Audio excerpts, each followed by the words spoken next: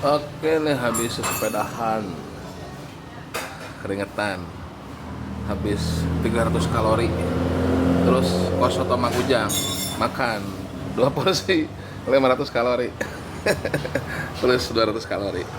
Tapi bukan itu yang mau dibahas ya.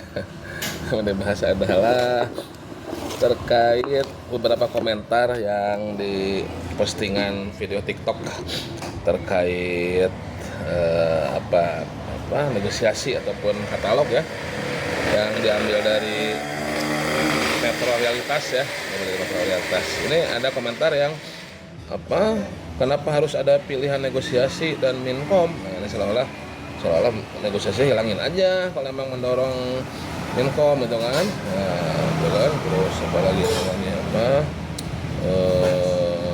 mana sebentar komennya ya.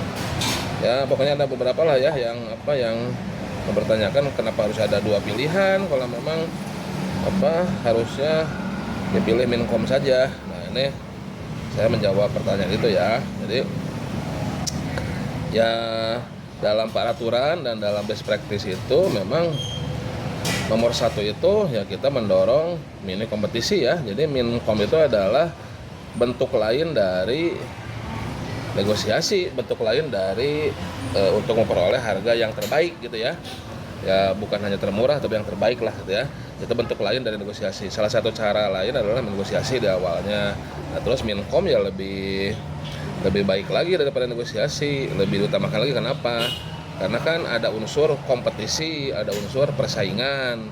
Kalau negosiasi kan diawali tanpa persaingan ya, karena ngundang satu, terus dinegosiasi untuk memperoleh harga yang lebih baik. Tapi kalau minkom, dasar awalnya adalah kompetisi, dasar awalnya persaingan sesuai prinsip pengadaan. Nah, kita dapatkan lah harga yang terbaik, ya harga termurah oke, ya, harga terbaik ataupun termurah. Nah kemudian kenapa negonya nggak dihilangkan? Ya karena nego masih berfungsi juga, masih ada gunanya juga. Ya yang paling ekstrim lah misalkan ya, harga hasil minkom ya menurut Pada Putih kalau masih bisa dinego, kalau masih belum efisien bisa dinego lagi, bisa memperoleh hasil yang lebih baik. Itu menurut Pada Putih ya. Kemudian juga negosiasi kan apabila dalam etalase saja tidak terjadi persaingan. Jadi negosiasi itu bila satu penyedia tidak terjadi kompetisi ya silakan negosiasi. Ya kalau di non purchasing pun kan ada konsultan, kalau penawaran cuma satu, kalau dua tahap, yang satu juga ya untuk negosiasi untuk harganya juga.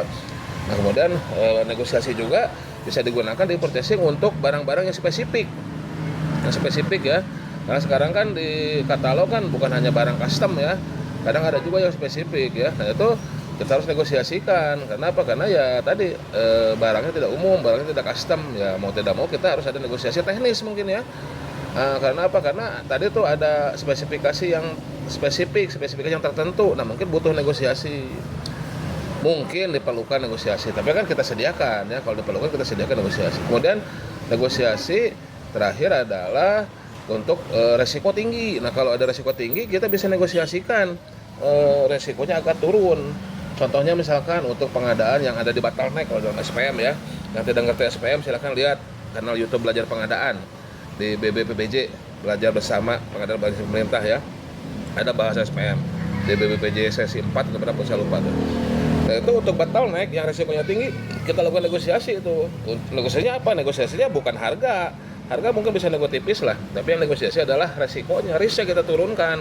Contoh real misalkan kita purchasing obat ya, obat itu kan resikonya tinggi tuh ya. Kalau tidak tersedia 1 bulan aja kosong ya bahaya kan ke manusia, ke nyawa manusia. Nah tentunya untuk obat yang resiko tinggi ya kita negosiasi di pasokannya biar continue, biar tiap bulan ada, biar tersedia. Nah gimana caranya kita menegosiasikan agar bisa tersedia obatnya?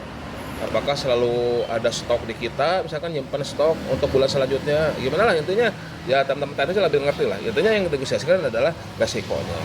Nah itu untuk menjawab kenapa negonya tidak dihilangkan ya, kenapa tetap ada dua kalau harus minkom. Ya utamakan minkom ya, utamakan selamat itu mah kue ya, utamakan minkom ya. Namun negosiasi tetap bisa menjadi opsi juga. Semuanya kembalikan ke pagar pengadaan, semuanya kembalikan ke prinsip pengadaan, etika pengadaan ya, tujuan pengadaan ya, dan kebijakan pengadaan. Weekend salam sehat selalu, salam bahagia, salam pengadaan dari Soto Mang Ujang, Sipor Bogor. Terima kasih. Assalamualaikum warahmatullahi wabarakatuh.